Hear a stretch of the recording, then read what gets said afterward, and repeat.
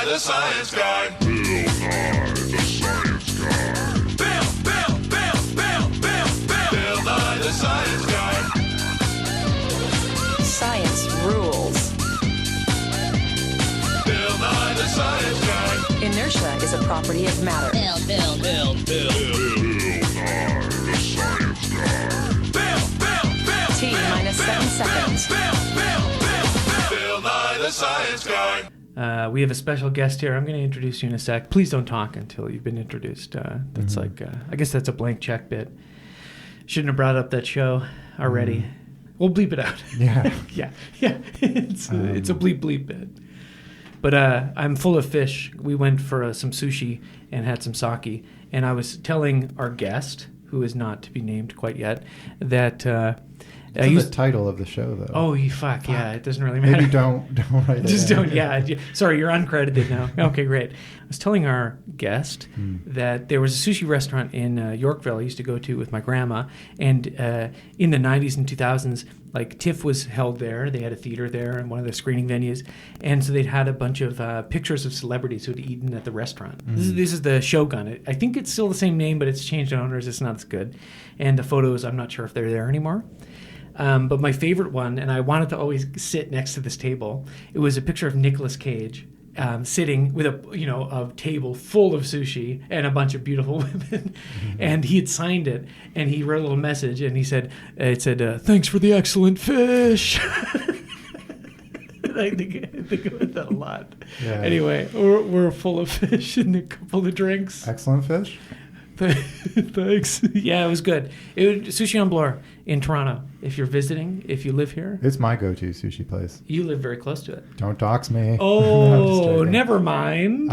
You Uber Eats it all the time. We should start a fish cover band called Excellent Fish, where it's fish, but good. But good, yeah. I like fish. I know you like fish, yeah. Excellent fish. It's fish, but it's IDM, intelligent dance music. That's fun. One of the funnier genres of music. IDM renditions of fish songs, and we also jam for like 20 minutes. Yeah, but just like on computers. I don't know. I'm not sure who came up with the acronym IDM, but it's very funny and condescending, right? Yeah. It was probably someone who worked for Pitchfork. Yeah, probably. Like back in the day, one Pitchfork. of those freaks. Yeah. Okay, before I even introduce guest, firstly, off the bat, I would like to correct an important omission from and also provide an update to the Drew Barrymore crop fiasco. Okay? Yes. If you listened to the last episode, then you know all about it. If you didn't listen to it, I'm not going to explain it. Just go back and listen to that episode. Friend of the pod, future guest, and franchisee's London correspondent, Maxim, was the first person to comment on the bagel shop Instagram story that had the cropped photo of Drew Barrymore. Did he call you out? No. Is he like, that's Ben? He was he was standing up for me. Yeah. Yeah. That's what I meant. Oh, yeah, like, in a good way. Yeah. Right. No, it was a beautiful thing. He had asked, would this be okay? Would this be funny? I said, yes, of course, do it. And this is what he said in the comment. Drew's great and all, but she's outshone here by the appealing quarter torso hovering behind her. Yeah. Who does it belong to, and what does he look like? Is this man just out of frame, as affable as I assume? Please, bagel shop, I need to know. That's good. Yeah. So he then led a brigade of friends who posted similar things, similar comments. Funny. And I'm going to give some shout outs here, including friends of the pod, Kayla, Megan, Danny, and Ahmad. More people than I thought would comment on it. The man who runs that bagel shop is fuming right now. I do believe he is upset. Turnbull! Yeah. Okay, well, sure. Yeah. Yeah. I don't work there for a reason. Eventually, the entire comment section was just people asking who the cropped out guy was. Oh, that's so And a funny. couple of dumb being like, oh my God, Drew Barrymore, cool. You know, like we regular people. So, I just want to thank Maxim for starting that brigade and also apologize for not including that in the actual story, because that is an important part of the story. I was just a little too excited in the last episode to get everything out, to spew it out, and I forgot. It would be funny if the bit kind of snowballed into guessing who the person was, but like anyone like but you, like is that Justin Long? Like Drew Barrymore spotted with Justin Long for some reason. Who's that large gentleman? Is it Jonah Hill? Is it, drowning his recent sorrows in bagels and lox? The update to this story is that unfortunately, all of these comments were swiftly deleted. No way. From the Bagel Shop Instagram post. Just those, or did he make it so no one could comment? No, he went in and deleted all the comments manually that were referring to me. But he left my comment, the first comment, which was lol. He left that. So I managed to screenshot a few of them. I screenshotted Maxim's, and sadly the rest are lost like tears in rain. Mm-hmm. Yeah. To connect to that and to introduce our guest formally. Wait, before we get into that. Oh, sure. Sorry. You just have to sit there silently for a sec. Just a few more dozens of minutes. Just want to say a big RIP to Paul Rubens, Pee Wee Herman. Yes. Oh, my God. The spleen from Mystery Men. Yeah, I mean, our guest may have something to say about that as well. Well, maybe not. Okay, maybe not. All right. Pee Wee Herman, the spleen, of course. Yeah, he's... he was in all sorts of stuff, actually, right? Mm. He's actually really good in Blow, which is not a movie I particularly like, but he's good in that. And I like that our guest is like trying really hard to be even just like laugh silently and be very silent. Like be a non-presence. You're doing a good job. We're just not introducing you. You don't have to. You're holding it in. It's kind of awesome. Yeah. You're doing a great job. You're doing it. Yeah. And then I had to break the news to you. Before we get it, because this is you're just hitting me with this. Yes. This is, as Donald Trump said famously, "You're telling me this for the first time," right? And so hang on. Before we get to that, I want to say about Paul Rubens. I regret not getting into Pee Wee when I was younger, like as a kid.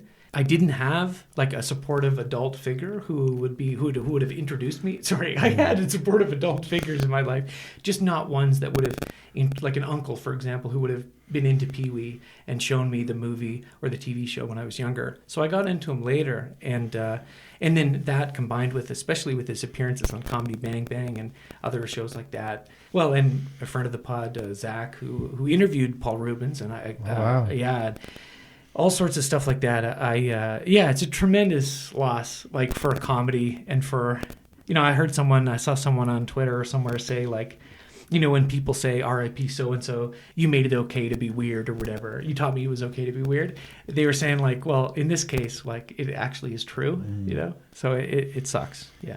Okay, Alex, who else died? Who else died who you just told me who died? Someone from Euphoria that I've never watched, but it seems to have hit you like a ton of bricks. Well, as we've talked about in some of the other episodes, mostly You're related, a big Sam Levinson fan. I'm a huge Barry Levinson fan, and every time I watch a Barry Levinson movie, I think, I wonder what sperm slithered out of his dick. That's stupid. I'm sorry.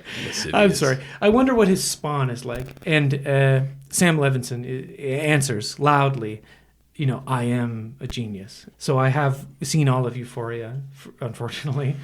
And so you told me Angus Cloud died, who played Fez on Euphoria. Yeah, I don't know. It's just kind of... I don't like that show. I think it's silly, but...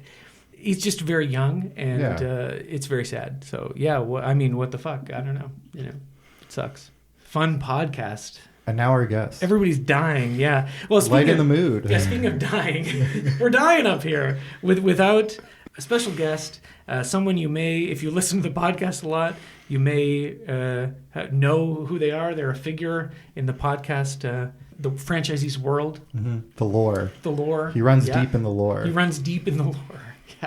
Yeah, that's true. That's true. Our resident fact checker when it comes to questions of math and science. Science guy. Yeah. He's our own personal Bill Nye. He's our personal Bill Nye. Although I would say a better scientist. Yeah. We're talking about Will Gertler. It's okay. It's about time. You want to full totally fine. Great. Absolutely cool. There he is. Welcome. Thank you. Thank you.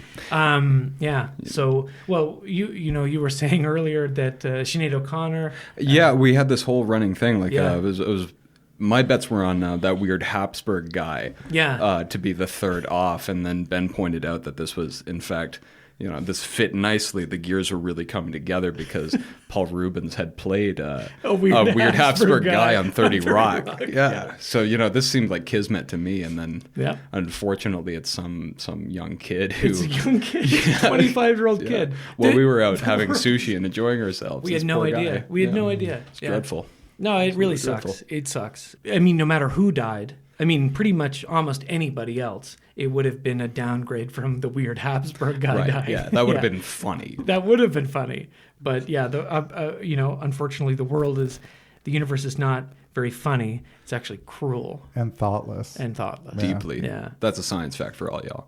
Yeah. Can you back that up? Absolutely. Could you get the... Yeah. When I... Certified. Several of the first times I met Will, who in fact is the cousin of Maxim and Jordana, and the brother of Leo. Shout out, Leo. Shout out, Leo. Love you, brother. I love you too. You're not my brother, literally, but in a metaphorical sense, you are. Yeah. Both of you, and you too, Alex. I'm sure you're a good guy, Leo.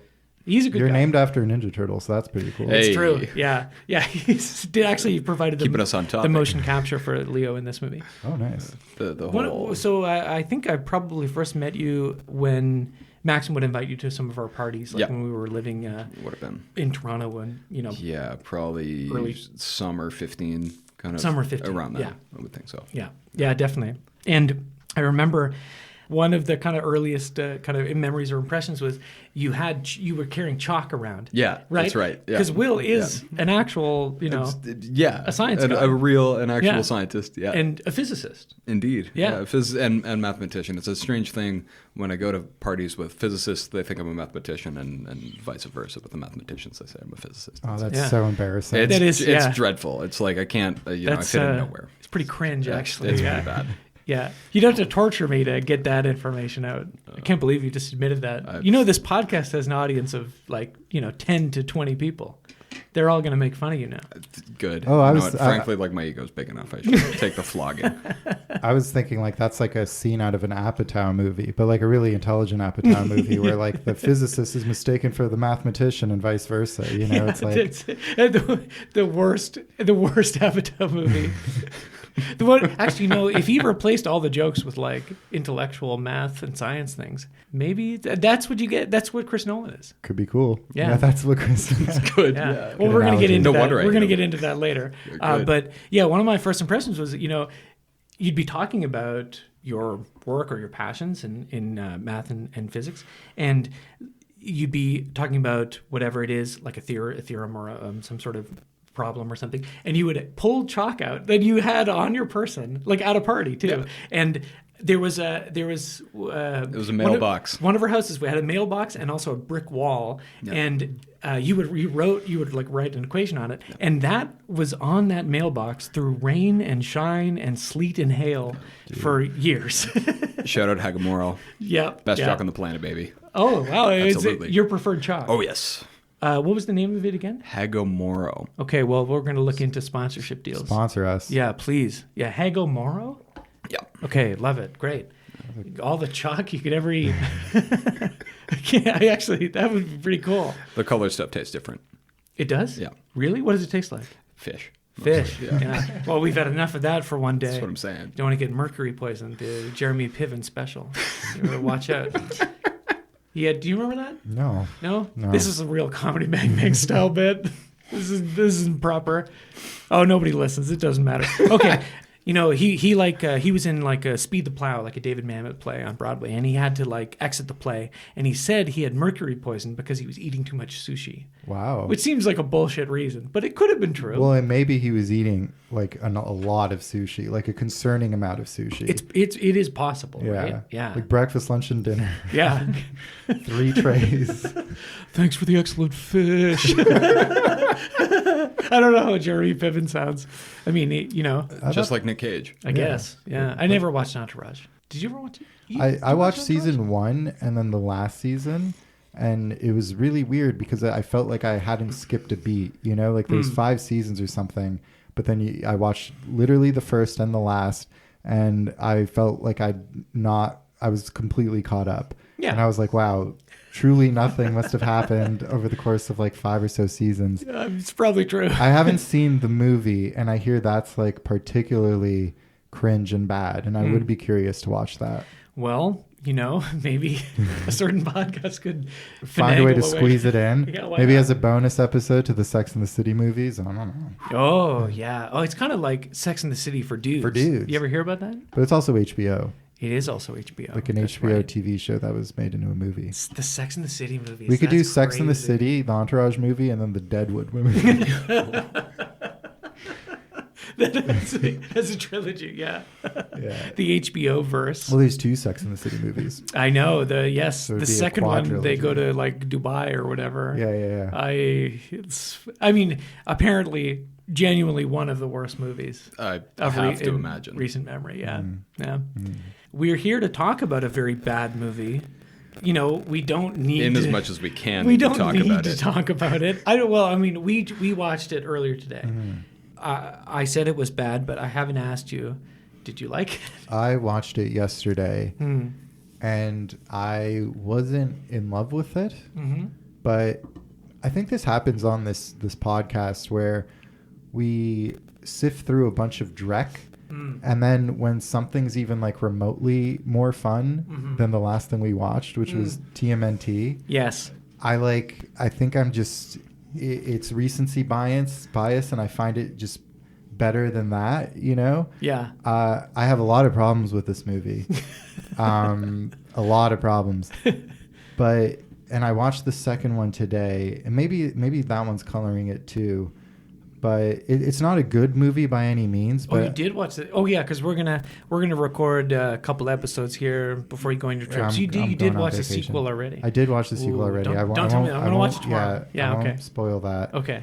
But yeah, I thought it was one of those things where it was bad, but it wasn't like that bad. I was expecting it to be a lot worse. Interesting. I had Interesting. memories of watching it for the first time. You had seen it already. Yes. Oh, Yes, and- that's and it- right.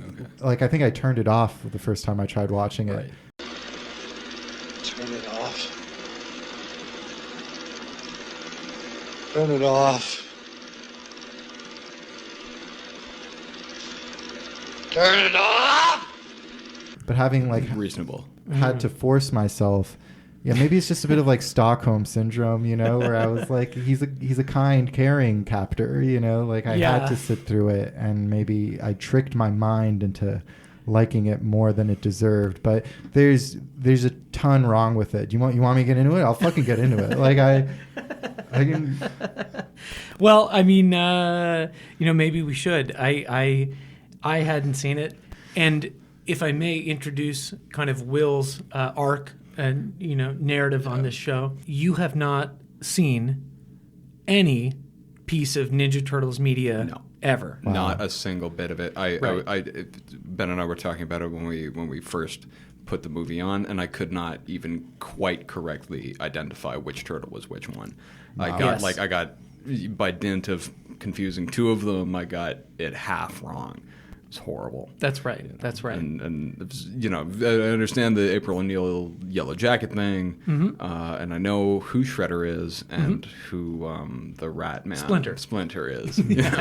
I mean, in no Rat Man. in no movie up until this point has the Splinter character been more of a rat man than this one. And really, I mean, Yeah. it's the wettest rat I've ever seen A in my life. disgusting character. All of them. Yeah. Like they're that's disgusting. That's one of my They're Yeah. slick. right off the top. One of the worst things about this movie is the character design. It's so They bad. are the turtles themselves are massive, monstrous sewer beings, and They're like roided out. Yeah. they're huge. They're How huge. are they Like 6'6". teenagers? Yeah, Yeah, yeah. they're teenagers they're that sound like huge. Johnny Knoxville. You know what I mean? Like Johnny- they're Yeah, not. right. Johnny They're Knoxville. not fucking teens. Okay, so if you had never But they can have seen adult this- conversations. Yeah, they can. In probably the creepiest line. Yeah. Worst. The Yeah, not the implications of creepiest that- shot, but the No. creepiest line, easy. Yeah.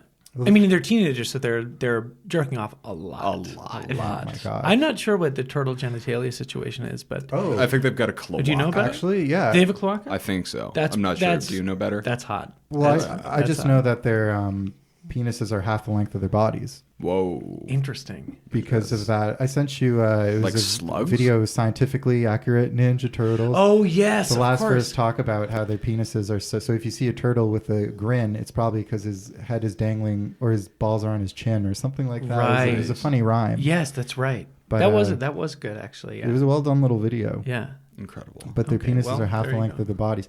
And That's pretty good. their lair must just smell so gross, like pizza and sewage and cum and like Yeah. wet rat.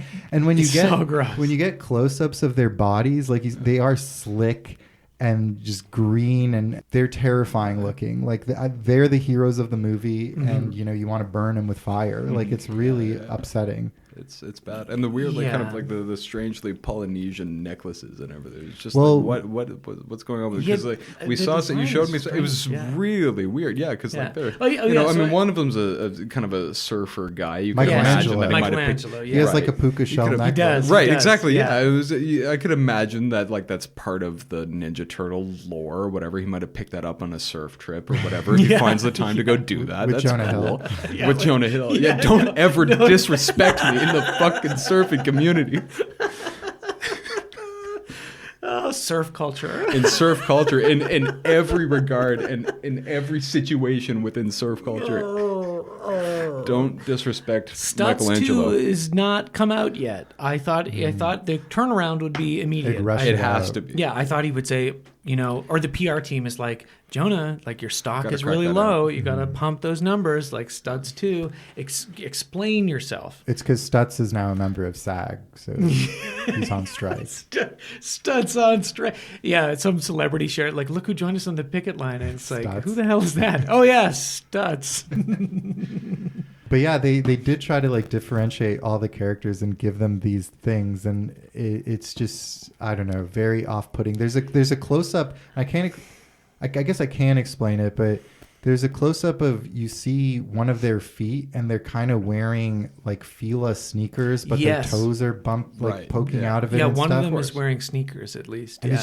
it grosses me out. It's You know, like disgusting. their It's big disgusting. feet bursting through. And it's like, I get it. They're trying to do art direction and do something like, people would notice that and be like, I like these details, but the details just kind of make me sick. They make me physically sick. Yes, that's a great way of putting it. So, Yeah, tremendously off-putting fucking caricatures. They're bad.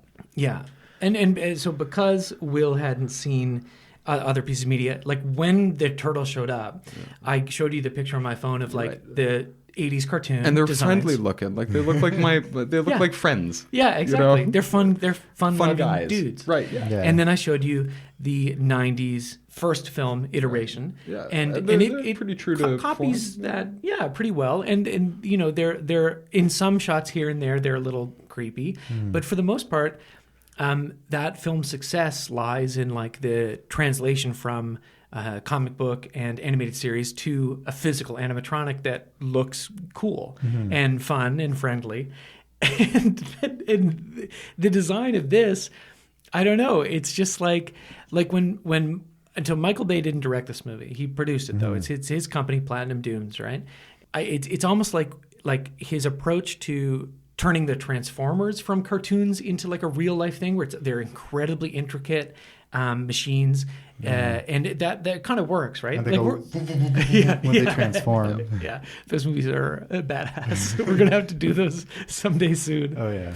I mean, we missed the boat because Rise of the Beast just came out. There'll be another one. There'll be another one. Yeah. The beasts have to fall after they rise. Yeah, and then they come back again. They come back. That's yeah. what the third Beast movie is going to be called. Yeah, the new Beast They trilogy. come back again. Yeah. Yeah. In the translation for this, like, I just don't really know what they were thinking. Like, you know, like, Dude, like, yeah. It's like, what were those meetings? You know, they had meetings where they were talking about the design of the turtles, and people greenlit this, pun sort of intended. Yes, naturally. Yeah.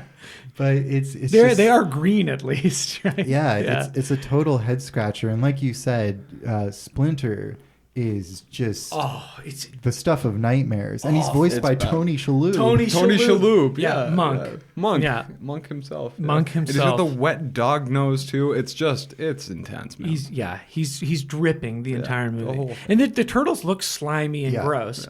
But for one reason or another, Splinter, it looks like platonic ideal of the wet rat, the thing you don't want to see on the New York subway. Right. And I feel like I've seen a wet rat before, in real life. I've seen a wet rat, but I don't think I've seen Not that's a that different wet. kind of wetness. It's just soaked. Yeah, It's like he carries it with him. There's like an inch of wetness. Just there's got an aura of slime. It's the wet dog nose, and then also his kind of sort of Fu Manchu style mustache. That it looks really, really drenched. Yeah. And it's Tony Shalhoub's naturally moist voice. Yeah, Tony right. Shalhoub. Of course. Yeah. Yeah. His So, sultry okay. kind of. Well, we've got a talked baritone. about some of the splinters, and a lot of the time it's like it's a non-Japanese performer doing a Japanese accent, or a Japanese performer doing their own voice. Or I'd rather take Racist Splinter over this. Alex comes out pro-racism. Pro-racist Splinter when given the choice. I mean, if this is the alternative, then I have to Then wet agree. I mean, it's Splinter, just this is. I mean, I remember like when we were watching the movie. I remember watching you physically repulsed. I was upset. You actually said "ugh" a couple of times. I actually think it was around that time where I said, "Would you like some rum?" Yeah. Take the edge off, It was great. Yeah. Thank goodness for that. I mean, that was good. It's gross. And Tony Shalhoub, I don't. I mean, it's not a bad performance. I just I don't understand why he would have been cast necessarily as the kind of celebrity, whatever voice. There's so talent. many It's big just questions Yeah. in this. Why was Johnny Knoxville? Why was Okay. Whoopi Goldberg in this movie? Yeah, I hope that's she true, got right? paid so much. And She I had did like one scene. right. Yeah. Pretty much. Basically, yeah. And I did look into it, and she's been in a couple of movies post The View, right? But most of them are documentaries or like TV specials or things like that. This is one of her kind of only relatively small handful of like actual, narrative fiction feature film roles post The View in like 2007 or whenever she was on. Amazing. Bizarre. Yeah. I hope she made a lot of money because it's like, I don't know. But the Johnny Knoxville thing is because we both have an affinity for Johnny Knoxville. I don't know how you feel about the Jackass films. Well, I'm vaguely aware that they exist. I know who Bam Margera is. I know who Johnny Knoxville is. We're big fans, Ben and I. We're gonna give you the Jackass pill, which to be honest and fair, it really is more of a suppository. Right. Nice. Yeah. Oh yeah. But you'll enjoy it. Right. It feels good. Yeah. Good. Okay. Yeah. Well, It's also powdered horse cum. Right. Nice. Yeah. Naturally. Yeah.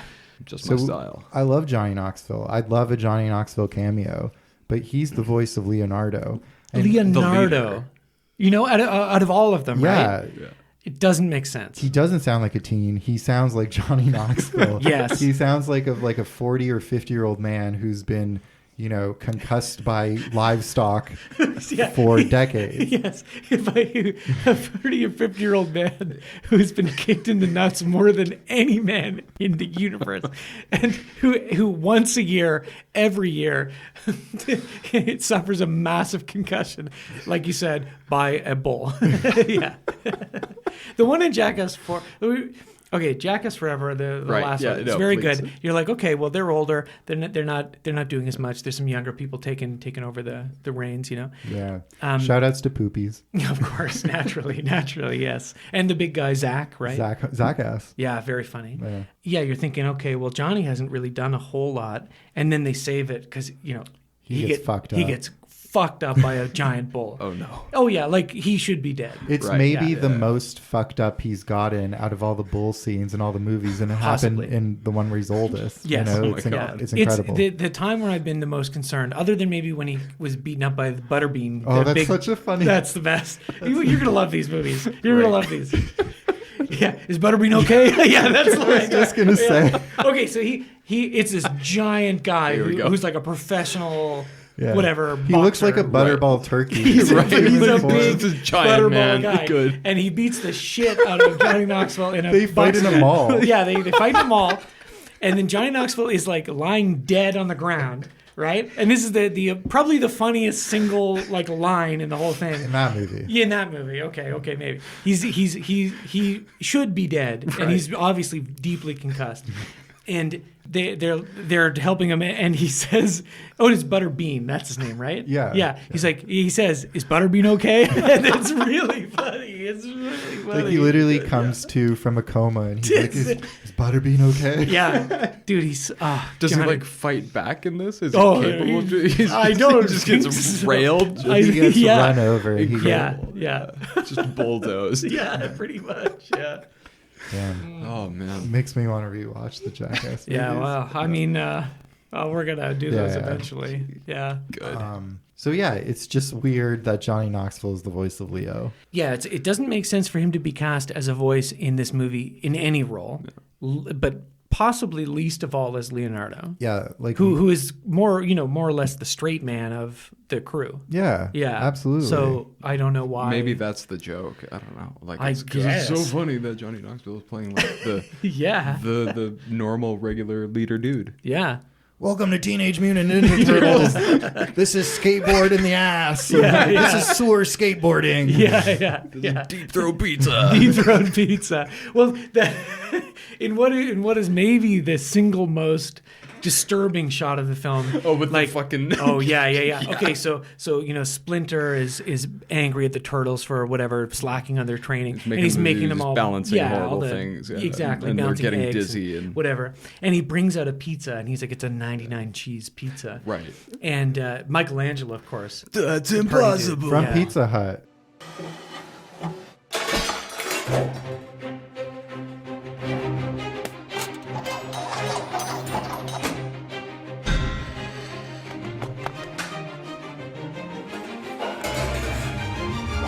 Cheesy Bites. Thanks to the Ninja Turtles, Cheesy Bites are back. Try one now for $11.99 or get any other pizza for just $11 online. And see the Ninja Turtles in theaters August 8th. Pizza Hut.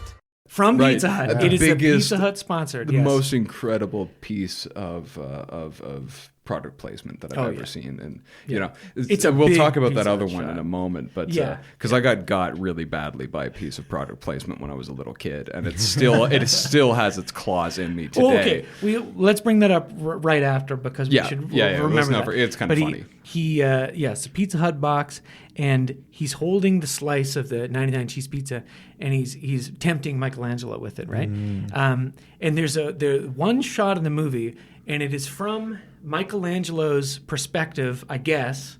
Of the wettest rat you've ever seen, holding this CG This pizza, giant pizza and slice. he's moving it towards him, and it really made me want to throw up. Well, here's the thing that made me want to throw up is that these boys are supposed to be from New York, and Splinter did not roll that pizza up.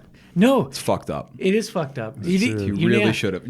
That's not authentic. They That's do just that in the second one. ridiculous. They rolled a. We see someone do it, but I feel like they tend not to because they like getting the pulls. Which Yeah, you don't the- really get Yeah, Yes. which there reasonable. isn't one in the first movie, Right. if I remember correctly. No, I was the- on pull watch. The pizza is bad in the first movie. It doesn't look right. Yeah. But the whole pizza montage in the second movie, that's proper New York style pizza. Oh, dude, that's Yeah. in like the second the Secret of the Ooze. talking. Yes, Yes. one of the best pizza montages of all time. Yeah, it's pretty good actually. It's the best part of the movie. So, Will, what piece of product placement still keeps you up at night? And this is Yeah. like I'm not wearing them today, but I have like 2 full pairs of these sneakers, and they're in good condition and everything. In I think the 2003 Will Smith movie I, Robot.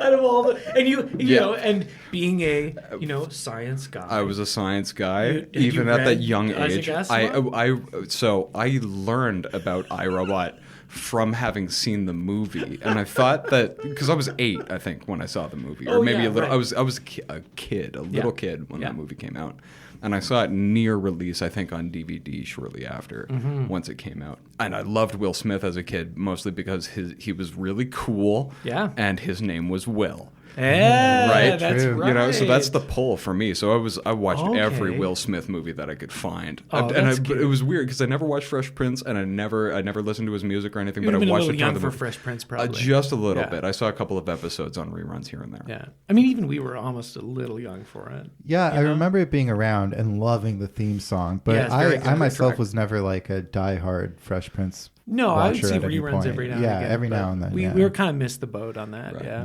And it's not that I didn't like his music either, because like at the end of a lot of his films, he would have the sure would. they would do the Wild Will Smith Wild thing. West. The Wild Wild West is really good. That's a yeah, great- and that's a the great Men in track. Black rap. Like, Oh yeah. yeah, Oh, I love that I one, heard yeah. the Men in Black rap in a grocery store a couple months ago. And I Oh, thought it yeah. was like going through some kind of That was horrible a huge episode. I was movie like, for me. it Yeah. it blew my mind. I was like, what's Yeah. going on? This is That full on was 20 a, years that after was a this movie movie came out. that we watched on DVD. Like I'm pretty sure with my mom and brother, and like he was younger than me, but he could handle it, and I was freaked out. Oh, Tony Shalhoub is in that movie, And Johnny Knoxville is in the second one. and Johnny Knoxville in the second one. It's a reunion, Right. and it was just too. And you know who made? Do you know who directed Men in Black? Barry Levinson. Barry fucking Levinson. There it is. It's all Yeah. coming together, baby. Sam Levinson was but a twinkle in his eye. No, he was born. Probably a shit ass kid running around the set, Yeah. like abusing all the PAs. Right? It's an awful kid. Yeah, I was a little too scared, but then I worked up the courage and watched it, and it was. I mean, that movie is really good. The first one is Right. really good. Yeah, I gotta rewatch. we should it. watch it. Yeah. Well, I mean, we're mining content, so Yeah. eventually we'll crack that. Or I have a distinct memory of just Vincent D'Onofrio going. Sugar water. yeah, terrifying. That he scared the shit out of me in that movie. It was Yeah. creepy. Okay, so right, iRobot, yeah. yeah. Trying not to go on a criminal intent kind of kick with the D'Onofrio thing. Oh yeah, Gotta, That's right. we're on 4 layers here. We gotta That's right. He does. dial it back just a little bit. You're right. We can't go too far deep.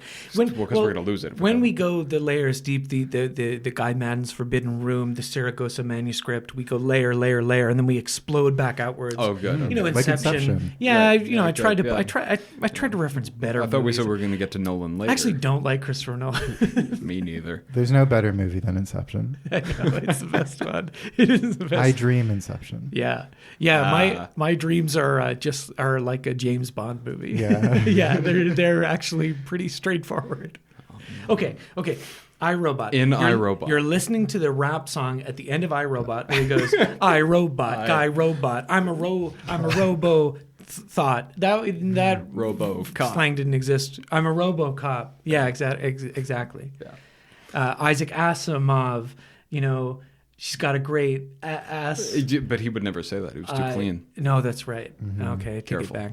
Yeah. Listen, I can't. You're rap. doing pretty well. Like I thought that those off the top of your head, I think that was pretty good. No, I didn't rhyme anything. I actually did. Yeah. The rhythm was there. Okay, It go was ahead, go ahead. Right. Yeah. So in this movie, I think Yes. maybe 25 minutes in or something, Will Smith is going back to his apartment and he's changing or something. He's putting on a new pair of sneakers, and he pulls out a pair of Chuck Taylors from the closet, and he's doing this whole thing, and it's like this big unboxing, and he puts them out, and then he laces them up on himself, and then he slaps the side right on the logo and says, Converse All-Stars circa 2003, a thing of beauty. Oh, and I was like God. 8 or I remember 9 that. when I saw that, and I was like, this is the shoe that I'm going to wear for the rest of my life. Wow. Which is interesting because if I remember correctly, I haven't seen that movie in years. Right. Yeah. But it was notorious for having like the most product placement ever. Like That's the only one I noticed. I don't remember, but I mean that. I gotta rewatch. that scene alone is just. It was like, egregious. It was 45 full seconds. I think it That's was above filled and with beyond, like yeah. we all got to rewatch iRobot because Great. I vaguely remember like some of the discourse around it being like a bit too much. Yeah. Right. Yeah. There's a sequel, I Robot, right? And then I like Godfather 2, Godfather 3. I think IV robot. IV Robot. Adrian's Revenge. Simpsons. It's the poster. It's here. The Simpsons poster is real. I'm looking at it. It's not a It's psyop. not a joke. It's real. It's really It's there. real. It's real. The Simpsons is real, ladies and gentlemen. You heard it here first. Okay, I actually. You have those shoes, right? Like I have 2 pairs of definitely Chuck Taylor noticed- 70s. I definitely noticed that. Absolutely. Got one in pure white and one in iRobot. absolute black. That's so funny. Do you think Isaac Asimov ever wore those? I suspect I mean, not. He's Okay. buried in them. Kind of. Yeah. That would. Do you think? Yeah. Well, let's go to Princeton and dig him up. Yeah. All right. Do you know where he's buried? I think he's buried in Princeton. Oh well, that's Pretty not. sure. That wouldn't be too hard to figure that out. I can't actually say that confidently, but I'm pretty sure. You would, out of the 3 of us, you would probably know. It's a somewhat educated guess. I've never read any Asimov. Have you? No. Maybe one short story a long time ago. My grandpa's really into it. Right. Well, that was the thing that floored me about I, Robot the book, is that it's short stories. Yes. I thought it was a police procedural. Right. And it wasn't. Yeah. Like an So, action-packed police. Yeah, So I Will read Smith. it With a rap song at the With end. a rap song Yeah. at the Like end of it. I thought it was going to have hard some. sci-fi. Right. Yeah. Yeah. No. Yeah. But it was just like these stories, and I was like 12, like having seen the movie a couple of years previously, reading the book, and I was like, "What the fuck is this?" Yeah. That's kind of what happened when I was younger, and the Lord of the Rings movies came Right. out, and I was a big Lord of the Rings kick. So I wanted to consume more. I'd read Right. The Hobbit. Yeah. I tried reading Lord of the Rings, but Yeah. Tom And so Bombadil Tom stopped Bombadil. me. Right. Exactly. Yes, Yeah. yes. But I made the mistake of picking up the Silmarillion. Oh no. Thinking it was like a rip-roaring adventure story. Huge mistake. Oh, Yeah. And it's Here's- literally just the Bible to this world. Right. Yeah. This is something that I've always wanted to say in a public forum, and I think that this podcast is Oh, the place well, for it. I think J.R.R. naturally. Tolkien has done the world a disservice by writing the Silmarillion, by making everybody convinced that we need all this fucking lore bullshit. This is ridiculous, okay? Like, I don't care. This is how we got the Marvel Cinematic Universe, Oh, I think, is there it because is. everybody Yep. wants the lore, they want the backstory. People care about the fucking Star Wars thing where they shoot the ships into the other ships. They're like, they would never do that. It's like, well, for the purpose of the story, maybe it's a good idea that they do. It's like the narrative is taking the backseat to all of this world building nonsense. I hate Right. it. It makes me so upset. What year did that come out? The Silmarillion? Yeah. 50s 40s or 50s, Right. I think. Okay. Something. Yeah, I think, right, yeah, right. mid 50s, like near the end, because it was unfinished, I think. Before Dune. Before yeah. Dune. Dune is Yeah. in the early Yeah. 60s. That's right. Hey, it's Ben here. Will just wanted me to make some corrections. The Silmarillion was published posthumously in the late 70s, though Tolkien had been writing it for quite some time. And Isaac Asimov was cremated. He died in New York City. So there's no possibility for us to dig him up, which is probably for the best. All right. Well, that's it. It's his fault. It is. Yeah. We can lay that at the altar of Tolkien, I think. And Where's and he buried? Could we dig him up? I would imagine somewhere in Oxford. Oxford. Well, that's Yeah. that's an went- easy security of both these That's Princeton, fine. Oxford. Yeah, is for sure. pretenders Just too. as long as he's not buried on like the actual grounds of any of the colleges, because then some proctors will yell at you for being a nuisance. Yeah, but if you They've got signs and but what everything. if It's you wear one of those? Oh, the garb? hyper Like, specific. yeah. No, not but one of those sweatshirts that says Oxford or Princeton that you cannot buy unless you're a student. Oh, you yeah. you see someone wearing a Harvard Yeah. sweatshirt, and, And you know pretty much everybody, 100% you know. certainty that they've gone to Harvard, right? Right. Okay. Yeah, that's 100%. 100%. Yeah. Or our version at Queens, if you wear the classic Queens rugby sweater, you know that person has gone there 100%. And played rugby. And played rugby. And played rugby. That's important. Yeah. I went to the bar that J.R. Tolkien and C.S. Lewis used to get bombed at in Nice. Oxford, the Eagle and Child. That's Wow. cool. I don't know if that was the name back then or if they changed the names to represent Tolkien and C.S. Lewis. Oh, yeah. Tolkien being the Eagle. The eagle, of course. Right. C.S. Lewis, the little Being a baby, child. being a The child. little baby. That's right. Of course. Writing baby fans. Because he loved God. Yeah. Yeah. Like babies do. Yeah. But our homework is to go back and watch iRobot. Yep. And let's see if it was a giant Product core. placement. Yeah, that's really funny. I definitely don't. I mean, I don't really remember that movie very much. Just the scenes of him and chasing the robot. I which mean, is yeah, most there's of it, that. I guess, remember right? also when the robot is in the police custody room and he does the thing where he like draws a whole portrait just by kind of like rubbing the pencil on the Right. paper. Yes, And yes. that was really cool. That's an Alex Yeah, that was Proyas neat. film, I believe, who made Dark City, right? Which is a very good movie. And also, oh God, a bunch of dumb shit. There's the one, Knowing, the Nicolas Cage movie, where he knows too much. Right, And he's like, I know They too went much. too yeah, far. yeah. He knows too much. Yeah. He knows where to get some excellent fish. He did. Ayo. Shogun. Yeah, it's not what he sounds like. I can't do it anymore. It's good fish. Thanks for the. I can't do it anymore. Thanks for the excellent fish. Well, It's, it sort of sounds like what. Absolutely. Anyway. I don't know Will all too well, but I do got to say you do remind me of like the Will Smith of science. Thank you. Yeah, Thank in you. many People ways- have been saying this for years, Yeah, and I'm well- happy to have some outsider perspective on this. It's good. People particularly started calling you the Will Smith of science after an unfortunate incident at a Right. a academic awards Yeah, ceremony that was pretty bad. where yeah. you yeah, the slapped wolf pride, someone. Man, that was You You smacked him right in the mouth. No, The class clown, of course, giving the commencement speech at whatever. Yeah. Anyway, I'm sorry, I didn't mean to bring that AP up. physics jokes, dude. Keep my subject out of your... Keep my thesis out of your goddamn mouth. That's funny. No, Will is a man of science, not a man of violence, right? Typically. Yeah, that's right. You're a cool scientist. Thank you. Yeah, I think so. Yeah. I know we've been shitting on this movie a lot. I found Megan Fox and Will Arnett passable. They were fine. And their lines aren't great, but Will Arnett has like his certain deep voice charm. He's doing his They sell it as Will best Arnett they can. shtick. Yeah, What was the name of the actress Megan Fox's roommate in the movie? Who he's like, I kind of like her. Oh yeah, who was it's that? oh god, what's her name? Hang on, it's She has a funny line. It's Chris She's got a Elliott's couple, daughter, like, Abby balance. Elliott. Abby Abby Elliott. Elliott. That's Yeah, right. I do like her. Well, I'm glad you brought up that. There's two Megan Fox tidbits I pulled from the deep recesses of Wikipedia. Please. So as we know, Megan Fox was kind of burst onto the scene in Michael Bay's Transformers films, right? Va-va-voom. Va-va-voom. Yes, Va-va-voom. yes. Teenage boys around the world would go, bro, so hot. Megan Fox, have you seen her? She's like so freaking man, hot. have you seen that? Yeah. She's like In that car, man? I don't want to be gross, but she's like my dream girl.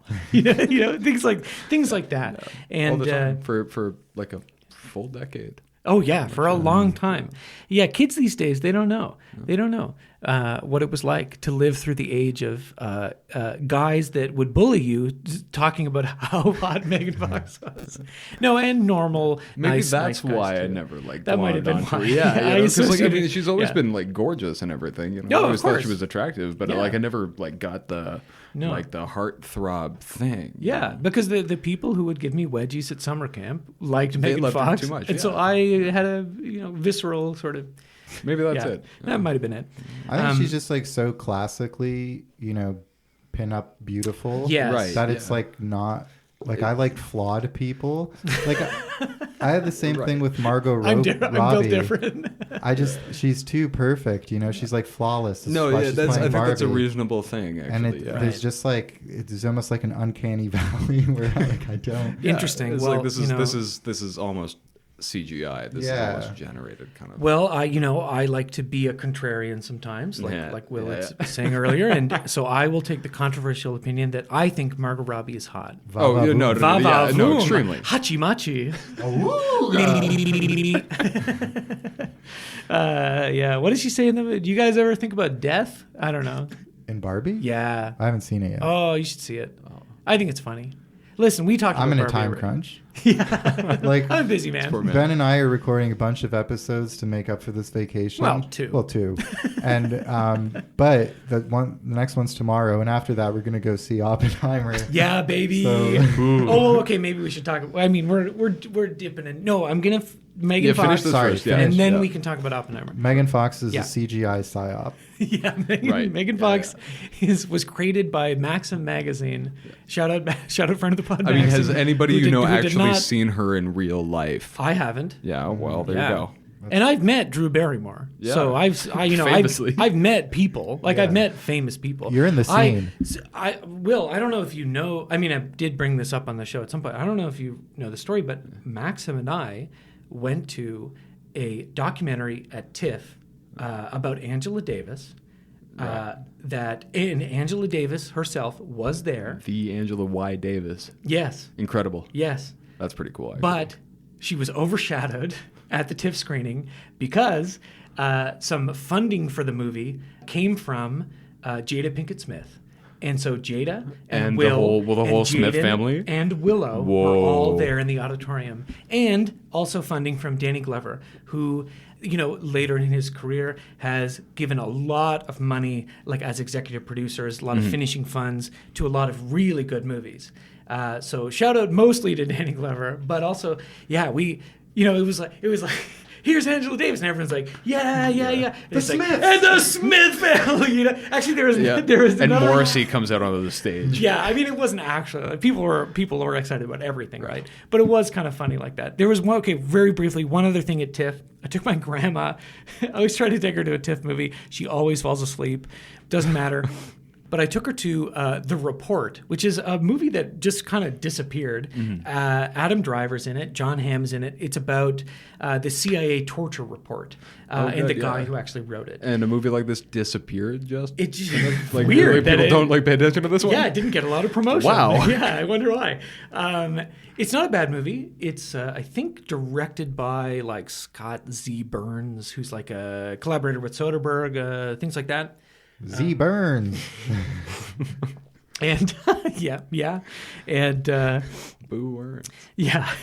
And now this isn't really what happened, but in my memory of it, it's funnier to suggest that they brought out the actual first they were like, everybody, it's John Hamm. Like Adam Driver wasn't there, but they're like, John Hamm is here. And everyone's like, yeah, it's Don Draper. And then they were like, and here's the guy who wrote the torture report that the movie is about and is based on. And it's like, yeah, okay, it's cool. Pretty cool. Yeah. None of us knew he existed before. Anyway, again, TIFF everyone at TIFF is very respectful. The film festival around the world known for the quality of the audience members is Toronto International Film Festival. Okay, we're many layers deep. Where were we? Megan Fox. You were going to give us the Megan Fox facts about the Megan this Fox movie. facts. Yeah. No. But before that, we're Will also Smith going to do family, the Oppenheimer. Oppenheimer. Okay. Oh, geez, this is a dense, rich text. This show. Every episode. This movie. Oh. Yeah, of course. What movie are we here talking about? Oppenheimer, right? The 2014 Teenage Mutant Ninja Turtles. Oh, right. Okay, so as we know, Megan Fox was in those Transformers movies. So a great line, actually the first sentence of a paragraph that does not go on to further address the sentence on the Wikipedia article. Megan Fox was cast as April O'Neil in February 2013, marking her first collaboration with Bay since her remark comparing him to Adolf Hitler. Yeah, Classic. because her and Michael Bay had a falling out. Yes, because he's apparently kind of a scout. Exactly the kind of guy you think he might be. But they always come crawling back. Well, I'm sure it was an artistic collaboration and understanding that was reached and had nothing to do with a certain machine that goes cha-ching. I don't know. I don't know what Hollywood's like. We shouldn't be cynical about these things. One other Megan Fox fact, and this is very much in favor of Megan Fox, who is not bad in this movie. No, her and Will Arnett. They're fine, yeah. It's not good. The whole thing is very bad, but she doesn't give like a particularly bad performance. No. Right? They're doing what they can in a bad situation. I Exactly. think. So this movie was nominated for several of the big Razzie Awards. Okay. Right. Typical. And it was not a well-received movie. People were making fun of it even before it came out. So like worst picture, worst reboot, worst director, all the big ones. The only one that it won was worst supporting actor for Megan Fox, because in keeping, right, with the Razzie Awards hatred of women. Right. Right? Yeah, or most of the awards are like worst actress goes to whatever Hollywood punching bag, we can make fun of at the time. Yeah. It's just like, I don't know, classic Razzies. What's also weird is, best supporting actor, implying that the leads are these mammoth, gargantuan, disgusting, that's slimy. one other funny thing I was reading is like the incredible, like Johnny Knoxville as best actor. Yeah. Well, he was actually he got an Academy Oscar Award winner. Johnny Knoxville. He was the first voice only role to get a Best Supporting Actor nomination at the Oscars. People were pulling for Gollum, right, for Andy Serkis, but man, it wasn't up to snuff. No. The motion capture performers were also the voices for all the other turtles. Yes. Johnny Knoxville just as the voice. He couldn't be bothered to show up to be the motion capture guy. It's somebody else. Maybe he was in a cast. Maybe he was in a full body traction, cast. yeah. But I was reading that the motion capture performers who are also the voices, they felt kind of like undervalued on the set compared to like Megan Fox and Will Arnett and some of the live action people. They weren't included in a lot of the promotion. It's just, again, typical of the industry, I think. Yeah, classic. Out of sight, like literally out of sight, out of mind, right? Yeah. Anyway. It's hard to ignore them in the movie though, because there's something to look at least. Like I will say that, like, they were something to look at. The design is so, like you were saying, like at every level, how many, I don't know, maybe 100 different people. No, I don't know how many. It's probably more like 10 or 20. But multiple people had to sign off on various decisions to make them look as ugly as they do. This was made after Nickelodeon acquired the rights to the Ninja Turtles. Mm-hmm.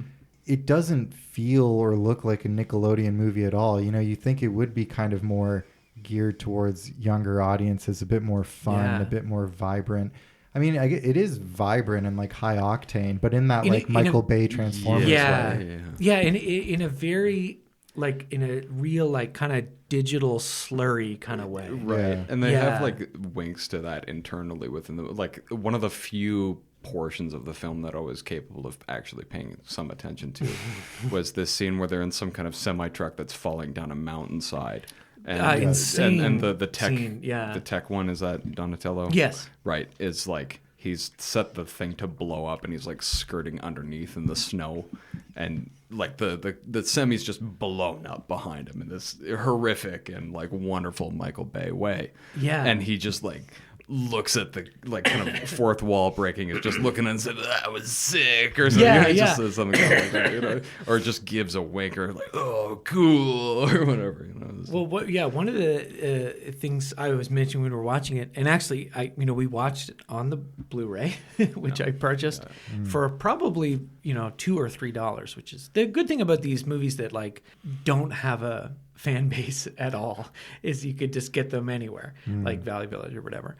It comes with a 3D Blu-ray. This was released in 3D and in fact in IMAX 3D during that big during the kind of the peak of like, and actually that makes sense. This director Jonathan Liebsman, like, I think he Battle Los Angeles might have been in 3D, and Wrath of the Titans, the sequel to Clash of the Titans, was definitely like one of those like awful post-converted 3D monstrosities that you would have to pay more money to go see in the theater. Yeah, just like a dark, shitty looking. But you can imagine this one, like, kind of popping in 3D, like not in a good way, just popping.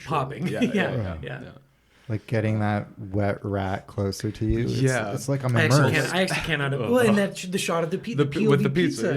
Yeah. And then when they're all skirting down like the sewer pipes and because there's a gratuitous scene. It's like it takes them 40 seconds or something. To like actually come down the tubes, and then they all get stuck at the end of it. The kind of fake computer camera, spiraling around. Yeah. And then you pointed this out, like those wonderful scenes of people having a conversation and the camera moving in and around them. Like, Yes. You cannot just do a shot, reverse shot. The camera has to spin around as two people talk. Yeah. It's dynamic. I'm sure it was made with 3D in mind, but also that is just like from the Michael Bay school of cinema. He's been moving cameras around people since he stepped behind the camera. And occasionally to great effect. Yes. Like, did you end up seeing LA Ants? No, I haven't seen that yet. Have you seen LA Ants? It's really good. It's the motivated and unmotivated camera movements in that movie are amazing, because it's the single best use of drone shots I think maybe I've seen in like kind of anything. Cool. You remember when like drones became really big, and every documentary would have to have that drone shot from above, and a lot of movies would have exactly. And it seems like, okay, well, the capabilities of like drone camera technology are massive, and no one was really using it in any other way than to, get the helicopter shot that you don't have to pay a giant fee to get a helicopter for. Yeah, just like wide establishing shots. Yeah, or like the God shot of pulling up out and going whatever. And in Ambulance, I can't actually say it because the L and the A are Ambulance. I know, but it's hard to say. It's ambulance. Okay, in an ambulance, they're driving in the titular ambulance, and the drone shots are at their level, and they're whizzing through and going around and like whacking, like going up a building and spinning around. And there's one shot that is definitely a little CGI assisted, but they go right through a car crash, and it's like, okay, they just like flew a drone into a car and exploded it. It's awesome. It's great. Michael Bay has chops. Well, when we do the Transformers movies, like I remember seeing the second one in the theaters and thinking it was terrible, and I'm sure I will still feel mostly that way. But I've heard that, and I think that was the last one I saw. I've heard that as they went on, like some of the CGI Transformers action in it is like really quite beautiful. He's kind of the classic like vulgar auteurist case that people would make, which I think is, that whole thing is stupid. We don't have to get into that. It's a whole other podcast. We'll save it for when we actually do a Michael Bay movie. Yeah.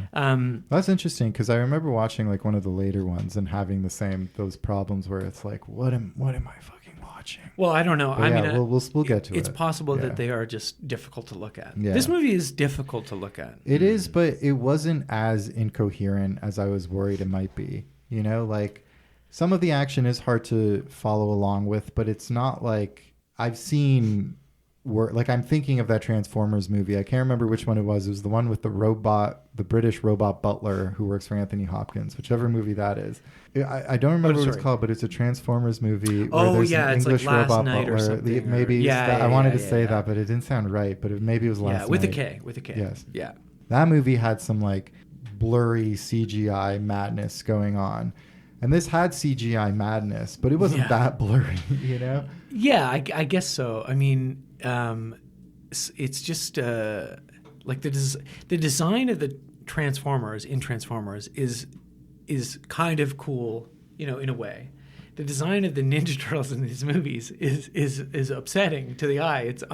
It's ungodly. It is one of the movie's biggest flaws. There's a bunch of choices like that, like the Foot Clan in this. All have guns. They're just like a terrorist cell. They're not. They're all like mercenaries. Yeah. And then Karai is in this from. Yes. Yeah, but she doesn't really have much to do. No. Yeah. Yeah. And the Shredder is a robot samurai. He looks like a Transformer. Yeah. Yeah. When he gets in the suit. Yeah. There's a moment where you don't see him in the suit, and he's kind of like. To train, he's tied himself up. But the ropes works like really loose on him the whole time too. I mean, you just figure that like if he's going to be training seriously, that they might as well like actually have him. It's for sure. Bound up. Yeah. Well, yeah, of course. It's just to impress Karai. Yeah. Well, I think. Maybe there's something there. I don't know. It's hard to say. That would have been a fun subplot. Hey. Shredder in Love. That's the third. The third unmade movie was TMNT. Shredder in Love. Poor guy. Honeymoon. He never gets a break. Well, one of the another kind of funny thing from Wikipedia is that there was this, and I remember when this was coming out because I remember thinking, okay, that's a stupid idea. Early March 2012, Bay revealed at Nickelodeon's 2012 upfront presentation that the film will be simply titled Ninja Turtles, and that the turtles would be, quote, from an alien race. And there's I remember that controversy happening. Like it ended up being like they're made in a lab, right? April O'Neil knew them. Yeah. When she was a young girl. Yeah. They were her pet turtles. I hated that. Yeah, it's not as fun as Daredevil's jizz like covered them or whatever, right? Yeah. Well, we haven't really touched on the plot because it's a very bare bones basic plot. It's kind of similar to the original movie. Yeah. The live action one from the 1990.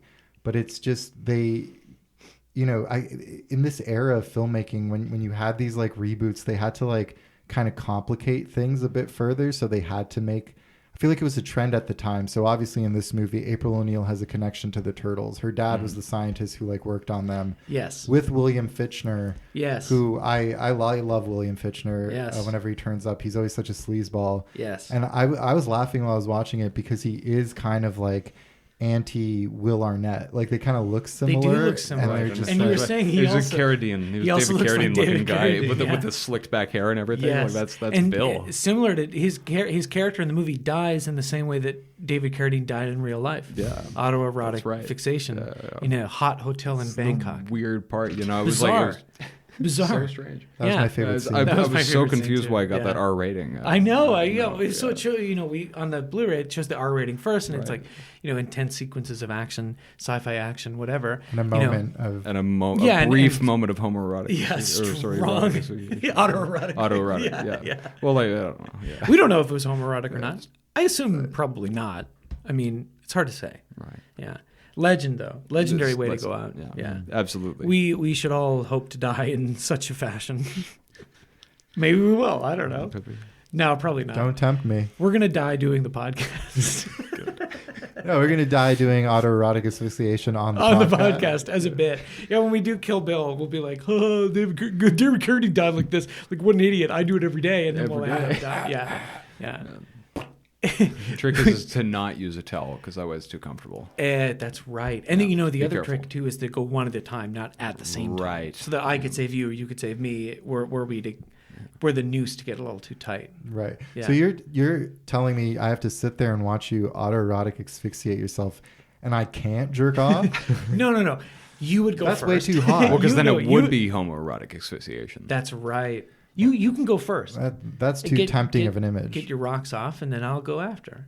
Oh, fair enough. Yeah, That's very you- kind of you. It's like a spotter. You're just like watching me. Right. Yeah. Good. right. Lift weights. It's the same thing. It's really the same thing. It is, yeah. It really is and, the same and just thing. like in spotting, you don't actually pull the weight right off of them. You just kind of push them up gradually. Just You sort of encourage get that, them back like, to you where got they were. this. Exactly. You can do Keep it. going. Yeah. Yeah. A little tighter, Ben. Yeah. You're not. Your airway's not. Yeah, blocked. you're not maxed out yet. I know you're not. Keep going. You're not blue enough. So Filthy. yeah. Speaking of distasteful sexual comments, when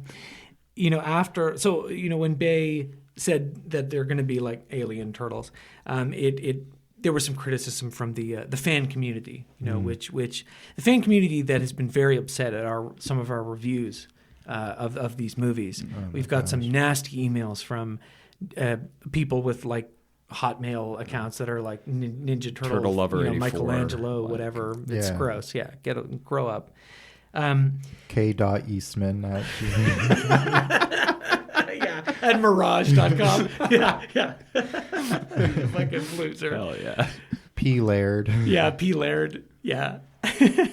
There were Laird and Eastman, I think, were like supportive of this. Probably at the script phase, they were like, "It's going to be the best one yet." I think I was reading something like that, right? Eastman has a cameo in it, doesn't he? Or Oh. is it in the second one? Maybe it's in the second one. Oh, I don't know. Maybe. Anyway, in response to that, they're going to be aliens announcement. The actor Robbie Rist, who voiced Michelangelo in the first 3 films, the 90s films, he wrote to Bay accusing him of, quote, sodomizing the franchise. It's so stupid. Such a dumb guy thing to say. Mark And the last thing to say. Yeah, so here's his all other dumb guy follow up. He said, and yes, I mean he's not wrong, but is petty. He said, Riss later remarked that he could have been out of line since Bay makes more money than he does. It's actually kind of funny, isn't it? Like what a little weenie, right? Like he say something stupid and then be like, I could be out of line because he's a billionaire, he's a rich guy. He makes he knows what he's talking about. Yeah. I don't know, it's dumb. One thing I wanted to say about the director Jonathan Liebsman, fellow countryman of Elon Musk from South Africa, so sus, Already, that's Joburg? Or I'm Captain, not do you sure know? where, but probably, yeah. I would don't know. imagine so. He made a movie that I watched at a sleepover and that really scared me. It's called Darkness Falls. Oh, You I ever see remember that. It's like the Tooth Fairy, the evil Tooth Fairy, and she I don't know, kills people and stuff. Oh my god! And I remember that. it really scared the shit out of me. It was like, I was probably 11 or 12. He made it when he was 26 years old, and it did, critics didn't like it, but it was #1 at the box office, and that I think led to him getting Texas Chainsaw Massacre: The Beginning, which is I think the second reboot from Platinum Dunes, and that's probably where he hooked up with Bay. And I have watched that movie, and it's. I mean, I don't know. Actually, it kind of makes sense because the Ninja Turtles design in this kind of does remind me of Leatherface. Like a big, hulking. Yeah, just giant and kind of lumbering and not really. Leonardo kind of wears like a bamboo apron or something like that. Like a across, smock. Yeah. And, he made the first one, didn't make the second one. But recently, he directed the majority of episodes of the Halo TV show. Oh. Yeah, so he's out there. I hear that stinks. Yeah, directing some garbage. IP, Yeah. Love to see people get paid. Yeah, it's important. Good. The Halo TV show employed thousands, so... we are nice, actually nice Rhino Party make work program. Absolutely. Yeah. Let's tear down the Rockies too Exactly. while we're at it. Mm-hmm. One other fun kind of tidbit too is like when they were promoting the film in Australia, a poster was released that had the four turtles jumping from an exploding skyscraper, and the date that the movie was coming out in Australia was September 11th. So they're jumping. It doesn't look like 9/11, but because they're jumping from and it says coming September 11th, it caused some controversy. Yeah. It offended people. How long do you think it's going to be before we can start doing that again? Because I feel like it's if it hasn't happened yet, it's got to be soon. It's happened. I thought it must okay have. Yeah. They made movies 20 about years it and on. stuff, Oh, great. Well, okay. Well, then we're in the clear. Wait, but no one's made like a funny movie about. No, but 9/11. once you start. No, I guess there is. What movie? I'm just wondering, when is it that we're going to stop? We're supposed to never forget, but it's just like. But who do you mean we? Like Americans? Oh, okay. Or just, and the Canadian extension of The United States. Canadians, yes, our fake ass country. Yeah. I don't know. That plane landed in Gander, right? Like that's us too, man. Come from away. That's come from. Yeah. That's the We whole saved thing. the day. The prime minister went and saw that. Yeah. Yeah, that's right. Yeah. That's an interesting question. I don't know. I think I could probably pull off a pretty funny 9/11 movie, right? You? Yeah, me. Yeah, definitely. I support this. Oh, thanks. Okay. I don't really have a hook yet, but trust me, it would be funny. Mm. The hook would be that America deserved it. That's funny, right? Yeah. Yeah, people would laugh at that. Yeah. Yeah. I don't think that's controversial to say anymore, is it? We spoke about it on the last episode. Maybe it is. But Chris Morris from Brass Eye. Four Lions. Yeah, he made a great comedy, not about 9/11, but about terrorism called Four Lions, which I think... Oh, Four Lions is a great movie. It is great. I think it's awesome. Super good. That is really funny. Yeah, I haven't seen that in a while, but that is a good one. A young Riz Ahmed. Oh, yeah. Yeah, he's great at it. Yeah. He's good at it, yeah. He's wonderful. I saw him do once like a little bit from Lear, I think. He's excellent. Oh, cool. Like on the stage? It was like a BBC production thing where it was just like he was doing of one of the cousins or something who's like a bastard son or something like a Fitzroy or Fitz. Gloucester, that's right. My form as compact and my mind as generous. It was really lovely. Holy shit. And he nailed it. It was super good. That rocked, Will. That alone. Oh, thanks. Let me see. I can quote King Lear too. My eyes! Yeah. Nature, thou art my goddess. Something about the ungrateful child. I don't remember. That's something. I'm wandering around on the moors. That's one of them, right? Yeah. I don't remember. I did see King Lear. Oh yeah, you want to hear another celebrity story? I believe it was Jordan who reminded me that I did tell a story, and then I had briefly said, I don't think I've told this before, but I had said it before. So listen, I apologize. There's only so many stories. I haven't lived very long. I'm only 19 years old, so I don't really have like a reservoir of stories. So forgive me if I've mentioned this before, but when I went to London to visit Maxim and Donna, they had a night where they were going to see Hamilton, and I didn't want to go. Right. No, I couldn't go. I mean, they couldn't get tickets. Yeah. But also, I was like, okay, this will be a night where I will try to go see some like a West End play. Sure. And it was right around my birthday, so I asked my parents, would you be so kind to get me a ticket to see King Lear starring Ian McKellen? And it was cool. It was great. It was so cool. That's really cool. I swear, It's a pretty small theater, so I swear when he was looking out at the audience, every now and again, he looked in my direction, he looked at me. It's like Drew Barrymore, like, she laughed. It was like, he looked at me, man. He performed at you. The next great director is sitting right there. Yeah. Stop the production. Yeah. And, okay, so great play. That actually rules. It was really cool. Yeah. It was really cool. I had a program, right? They give you a program when you go in. At the end of the play, I was walking out. I wasn't planning on hanging around or anything, but as I was walking out, I saw some people at the like exit of the theater, and they were all gathered around. And I was like, oh, like I guess he's going to be coming out. And so I just kind of like sidled my way up, and right as I got there, Ian McKellen comes out with some other people, and people are like handing him their programs for him to sign. Yeah, right. And he's very nice. He's taking his time and he's signing. And I handed him my program, and he looked at me, and I'll never forget what he said to me. For the rest of my life, I'll remember the words that he said. He said, "Hello," and he signed it. Oh, it's brilliant, man. Amazing. I'll never forget. Amazing. That's acting. Oh, man. I said, sometimes like in my dark moments, I just like, I'll remember what he said, He said, hello. To me. That's beautiful. To me. I love that. Ben. He said it. Hello. To me. Yeah, he could have said Nothing. He could have said good night, or like, Yeah. thanks for coming, or like Magneto, Gandalf. How do I act so well? What I do is I pretend to be the person I'm portraying in the film or play. Yeah. You're confused. No, It's perfectly simple. Case in point, Lord of the Rings. Little Peter Jackson comes from New Zealand, says to me, Sir Ian, I want you to be Gandalf the wizard. And I say to him, you are aware that I am not really a wizard. And he said, yes, I am aware of that. What I want you to do is to use your acting skills to portray the wizard for the duration of the film. He just, James Whale of Gods and Monsters. He's great in that movie. The Whale fans, Brendan Fraser, the Whale fans, goes watch of Gods and Monsters. He should have won an Oscar for that. Not the Whale. Not the Whale. He chose the most classic salutation. Yeah. Hello. Yeah. Yeah. Shakespeare invented that word. Did you know that?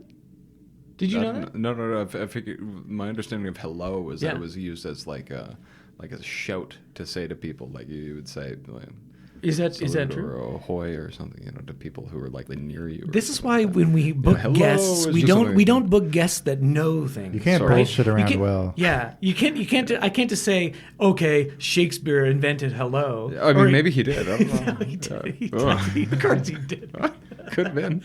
No, Shakespeare invented. He invented eyeball. Yes. I don't know if Did in he? like the Oh, that's classic good. sense That's of the right. eyeball or to eyeball something, Yes. but he has some stake in eyeball. Right, well, because that was right. he was famous for making verbs out of nouns, Yeah. like tabling the notion and chairing the meeting is something that Shakespeare kind of did a lot. So Yeah. Yes. to eyeball somebody, it's absolutely in his wheelhouse. That's right. That sounds right. That's right. And I think also hoisted by Hoisted by your own petard. petard. Yeah, Yes. was that him? Which That's I interesting. use a Yeah. lot. Yeah, for sure. Interesting. Yeah, it was the thing that fascinates me about that phrase is the classic kind of misunderstanding. I got a second Shakespeare one, so don't interrupt after this. No, one. go ahead. But this has been misheard as foisted. Yes. And Yes. foisted has entered the English lexicon, even though it's like not a word, but it's just from. Is it from really the just from misunderstanding? that? It's just from the misunderstanding so or from the funny. I didn't mishearing know. of the phrase This is hoisted great. by my own petard. Petard, for those who don't know, Yes. is an explosive device, kind of like an old-timey grenade. Yes. If you were hoisted by your own petard, It it's blew up because you on blew you. it, Yeah. you blew yourself You up. shot yourself Yeah. in the foot. into the Yeah. exactly. Yeah, quite. Yeah. You blew your ass up like Yeah. Woody Harrelson. Like in Woody Harrelson in Red Line, Yeah. the last movie that I watched. I blew my before this ass one. up. Yeah, great movie. I'm all messed up. Yeah, I'm almost Like up my down wife. there. I'll tell anybody what he was. I when he's in can't a state fuck like anymore. That. Yeah, it's great. Oh, it's great. Great movie. Great movie. Yeah. The second Shakespeare thing of a misunderstanding that has since entered the lexicon is the name Imogen. was because it's the name of a character in the play is Imogen, but when you put two N's next to each other, and if you kind of writing in cursive, it looks kind of like an M. And so people would see the name Imogen, and if it was written, Imogen, and this is how this became a name. Wow, is my understanding. I don't know if that's I've not verified this fact, but this is something that I heard from a reputable source one time 10 years ago. So. Jordana's friend Imogen. I've met her. I had to bite my tongue the whole time because I wanted to tell her about this fact that I knew. You wanted to I was like, did you know? Well, yeah, well, I should hope not, but I was just wondering. That's why you like Shakespeare, right? Yeah, I understand. Because he was cool and his name was Will. Yeah, that's pretty much it. Yeah, and he wrote good rhymes. I did not know that. Yeah, I need to go back now that I've said it in a public forum and verify this, but this is something that I heard from a source that seemed. Well, yeah, responsible at the time. We'll just Who make sure watches The Watchmen? Well, I was going to say we'll make sure will checking myself. Check that, good. Yeah, we'll make sure. Yeah, and I will. Yeah, I'll write in for next episode. Who wills the wills man? Of course, Imogen Poots as well, friend of the show. Yeah. One of the funniest names in Hollywood. Imogen Poots. Come on the pod. Come, please. I don't know. You probably land Imogen Poots. I don't see why not. To keep the rating sciencey, if you had a 100 milliliter flask. Yeah. And you... A 100 milliliter flask of what? It's empty. Oh, empty. Okay. But you wring out Splinter.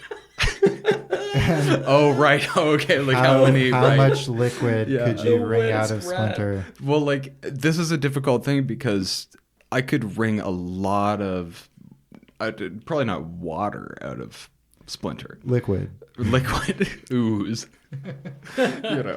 Substance, fluid, let's say, out of them. But because I could wring out so much, it's gonna make the rating artificially high. Right. So I'm conflicted by trying to give an honest opinion of the film and also answering the science question.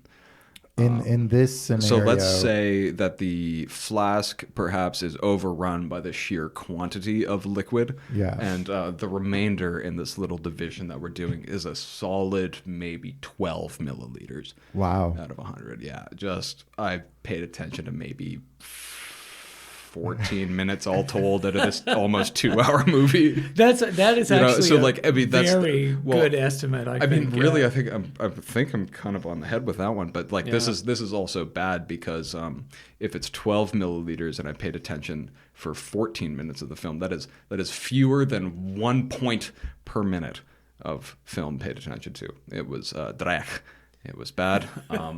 I enjoyed coming and seeing my friend Ben and my friend Alex. This was a good and healthy exercise. This film is not worth watching, and I'm less for having seen it. Holy shit. Honestly, very well said. Yeah.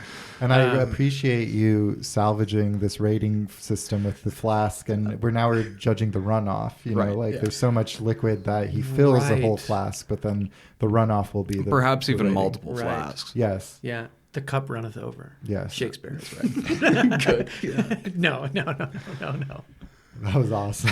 that was beautiful. And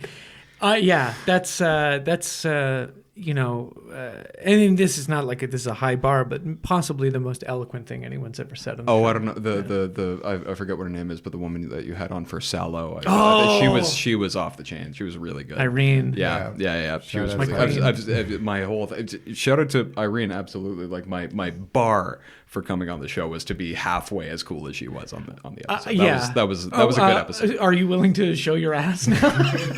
No, you don't have to do it. You don't have to do it.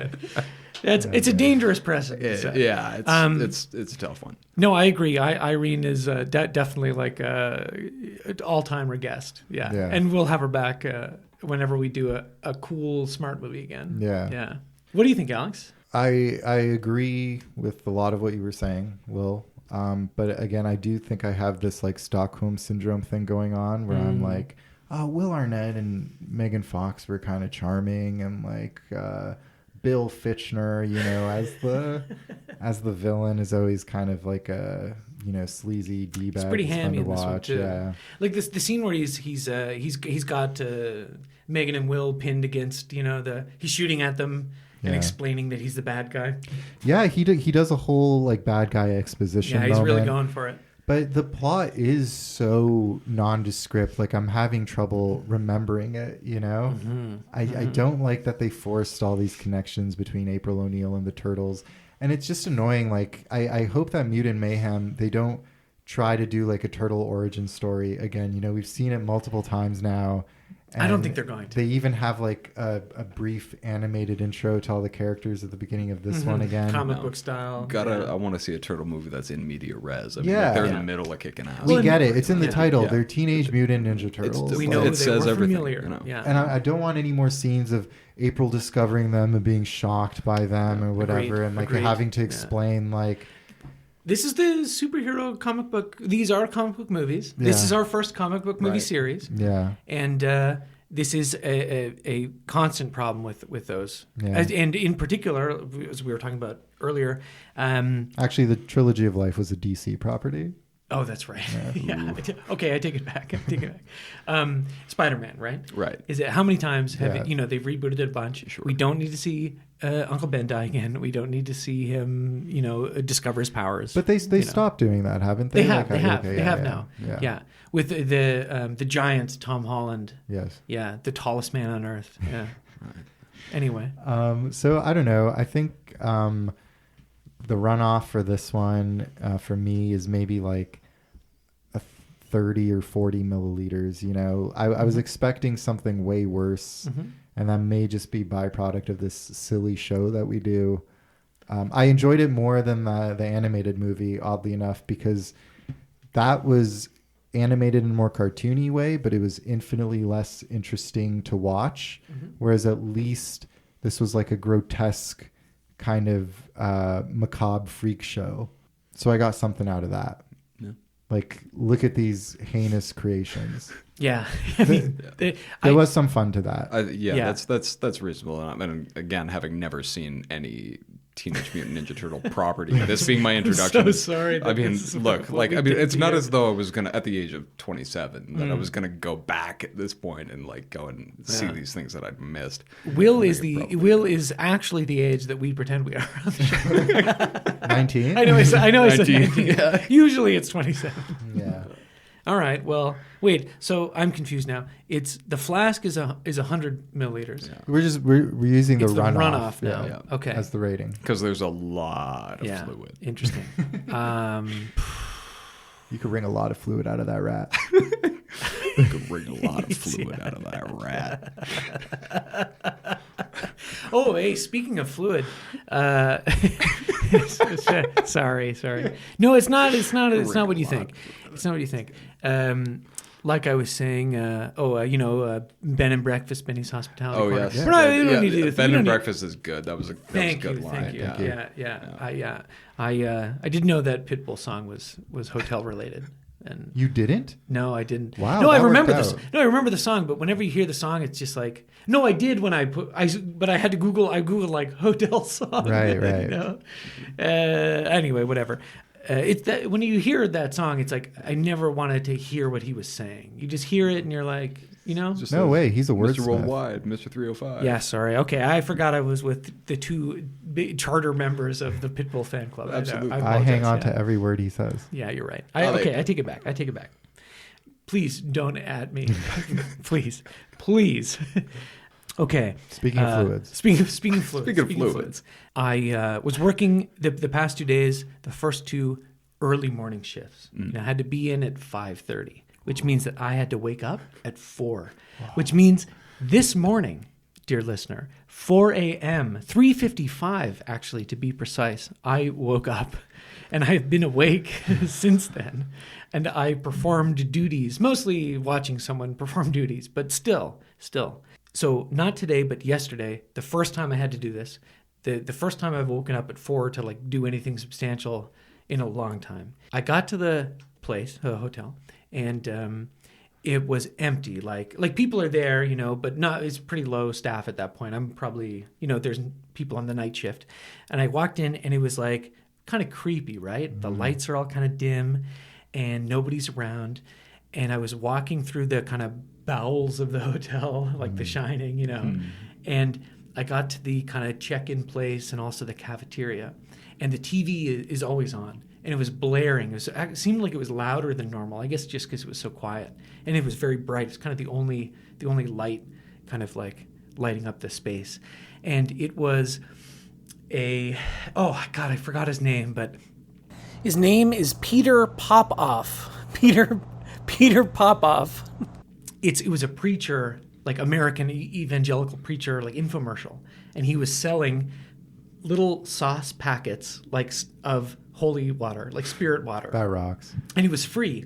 And if you call him, you'll get the free like spirit water. Did you call him? Well, I thought about it. I thought at first I was like, I'm not awake. I'm still dreaming because it was just so loud. And they had interviews with people, and it's like, yeah, after I bought the spirit water, I got a check for $45,000, paid off my mortgage. It's like, okay, wait, from who? Like from him? And then it's another person. It's like, I got the spirit water and I poured it on myself, and I'm not bald no more. It's all these testimonials. And then he comes on, and he's like, buy my spirit water, and he looks like the devil like himself. The guy who would sell the Graham told me who it was. I don't remember his name. It's one of the creepy guys. I have to imagine it's a crypt keeper looking guy. Oh yeah, very much so. Yeah, very scary guy.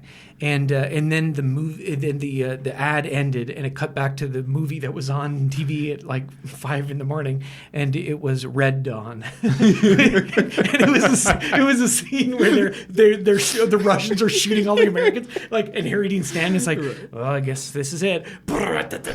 Awesome. I fucking loved it. I didn't see that as a kid. I only saw it recently. I actually think it's really like a truly great piece of like reactionary conservative art. Oh yeah. Anyway, I would say 20 milliliters out of 100. Yeah. Runoff. It's a 1 star. It's bad. I didn't like it. It gave me a headache, and it's not fun or funny really. And I have heard the second one is better. I know you don't have to tell me. I won't say anything. I won't say anything, but I'm pretty confident it will be because it's hard to be worse. It's hard to be worse. Mm-hmm. Yeah, I did not like the movie. Yeah. It's only slightly less of a nothing movie, slightly more than a nothing movie than the last one was. The last one was really just. I mean, I do think I prefer this one. Actually. Yeah. So I don't know what that means. But it doesn't matter what it doesn't matter. Yeah, it doesn't matter what They're both bad. None of this matters, Alex. I take that back. But you guys matter to us. Oh. Yeah, the listeners. Yeah. And actually, want to have another little special segment because Will is here, and because Will knows physics, more than most. More than most.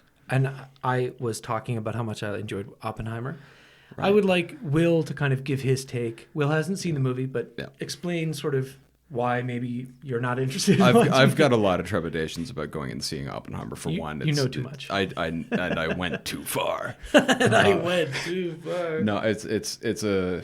How do I say? It's the kind of movie where, like, I think if I was like 18 or 19, I would have like jumped to go see it, just because it's like a movie that's about a subject area that had interested me or was something that I knew a lot about. But like, how do I say? For one thing, just historically, I don't think that they're gonna nail it in a way that I would find satisfying on an informational level, like just purely outside of any kind of personal interest or proclivity or whatever. I think just like there's no way that they could capture it in the depth that like I have an understanding of this field, both historically and scientifically. That would be something that would be anything less than a disappointment. And also just like Chris Nolan as a director, I do not have any faith in as a storyteller or as a political as a political actor to like tell this story in the way that it should be told. And I've been informed that it's a little more left-wing than you might have ever expected that Chris Nolan would ever do, like from the guy who made the Batman movies. Oh yeah, right. Like and Dunkirk, which Dunkirk I think is a cinematic achievement. I honestly liked Dunkirk as a movie, but it's not. It's not a politically. The worst part of it is cogent one. It's the ending with the Winston Churchill speeches. It's a little heavy-handed. It's a little like saber rattling. Yeah, it is.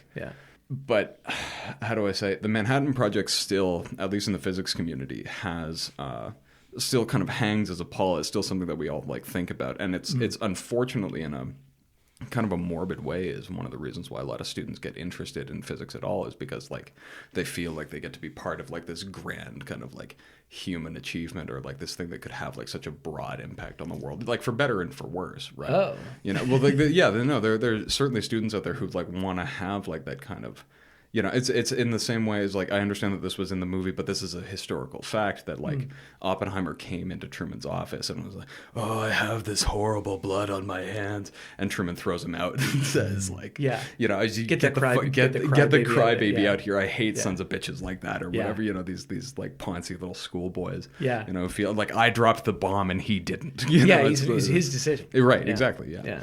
But there are certainly students who come out here who are looking to like have that kind of like grand career and like kind of grand moral importance in the world. Wow. Yeah, I'm sure of this. You know, because I've met some of those students, and like I might have fallen victim to it a little bit myself when I was very young. Right. And perhaps the movie like doesn't fall into this trap quite. I would hope that it doesn't. Perhaps the movie has some interesting things to say about the actual production of the bomb and of the cyclotron processes for the enrichment of uranium-235 and 238. Yes, of course, 235, 238. Yes. Well, I am gonna. I mean, I have talked a little bit about this, but definitely no, not that right. aspect. It's okay. There is not. I doubt you would find that part of the movie satisfying. Right. Yeah. Well, because I know that there are some characters who are in the movie who like are some kind of like, the like Edward Teller and Feynman. I know are characters in the movie, but I don't remember who else is like actually in it. I feel like there are some of Oppenheimer's former students, people like I'm trying to remember what his name is, Chevalier or something like that. And some guy with a very Dutch name, I think, like a couple of Oppenheimer's actual students and friends who were like a little bit more obscure than people like Hans Bethe or Teller or Feynman. There are. In I the mean, movie. yeah, I think they may not necessarily be named right. out loud in the film, but there are quite a few like smaller right. So if you were the yeah. kind of person who maybe knows a couple of things, you'd be able to point out and say, "Oh, I know this person did that thing, and then they did that," and it's like, "Oh, so this is clearly so and so." I'm waxing long about this. I'm like kind of losing my point here. Oh, okay, that's all right. Keep waxing. Surf wax Oppenheimer. Surf wax Oppenheimer, good. I'll build the bomb. Yeah, Jack Oppenheimer. Jack Oppenheimer, good. Yeah. Yeah. Well, I was happy to see like Frank Oppenheimer be a character in the movie as well. Yes. Like, that's an interesting thing.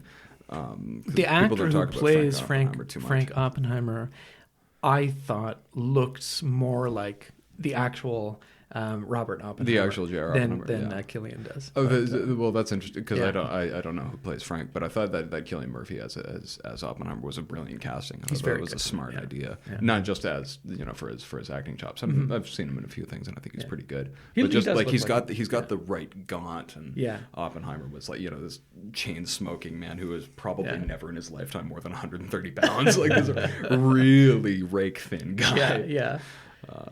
Well, Cillian Murphy's a good choice. I know we have talked about this before.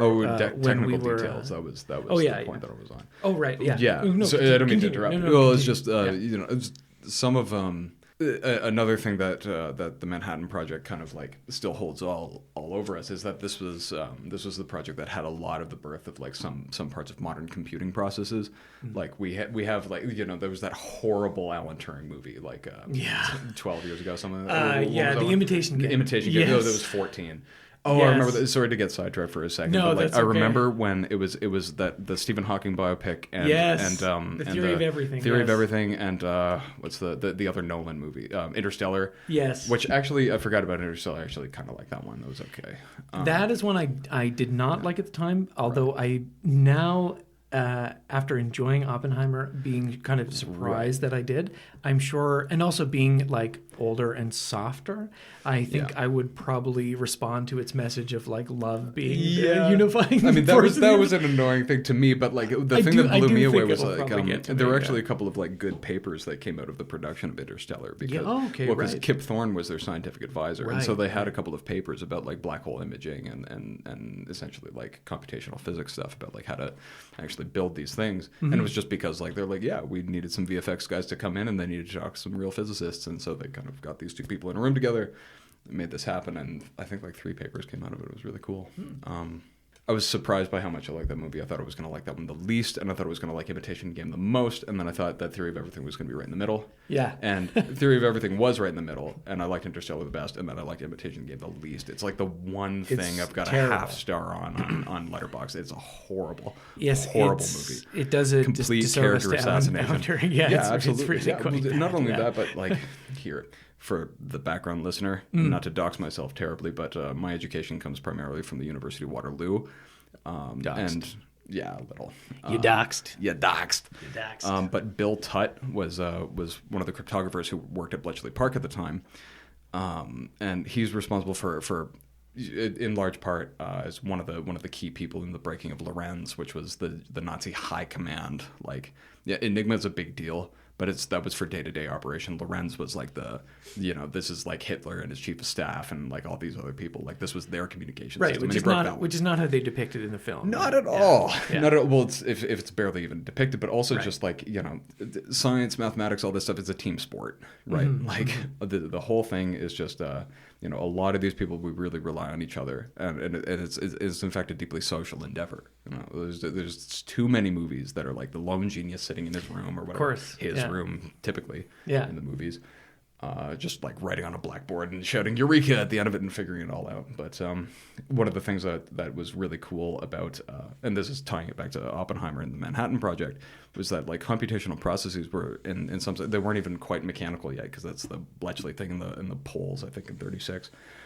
Working out how to do this on like analog. I mean, these are like rows of people doing calculations in like rooms and kind of parallelizing processes, but on paper, and it like became like this kind of like conveyor belt of calculating.